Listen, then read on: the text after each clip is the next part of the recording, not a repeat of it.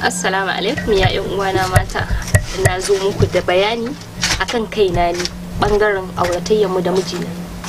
Tsakanina da mijina muna zaman lafiya saboda ina bashi haƙƙinsa kuma yana jin daɗi na. Ina masa kwanciya yanda yake so, ina jujjuya masa duk irin yanda yake so ina masa, saboda haka muka samu zaman lafiya tsakanina da mijina. So ke ma nake so in baki shawara idan zaki ɗauka. Zaki samu zaman lafiya da jin daɗi tsakaninki da mijinki. Idan ana ofis a ringa tunaki, ana kasuwa a ringa tunaki, saboda kin iya jujjuyawa. Ki juya masa ta nan, ki juya masa ta nan.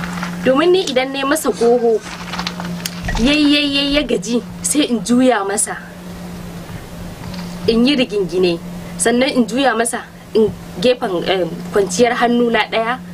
Idan na kwanta na bashi ya ci, in zauna a kansa, akan cinye samayi muke yi. Saboda haka ina baki shawara idan zaki dauka, wannan shawara ce mai matukar muhimmanci. Ke yar uwa kawata ko kuma in ce abokiyata, ina so ki dauki wannan shawarar da zan baki. Idan har zaki zauna da mijinki, kina so kuma ki zauna lafiya, ba kya so a karo wata wadda za ta zo ta kwace miki miji, to ki fa iya gyaran nan. Kin gyara ko ina, can din ma ya ji ki ba wasa. Idan an zo ana dan kwasan love, soyayya, daga nan kuma kin san duk mijin da zai zo yayi kisin din matar shi, to ke kin san me zai faru. Tunda har ya riga yayi kisin dinki, to fa kin san akwai abin da yake nufi a tattare da ke.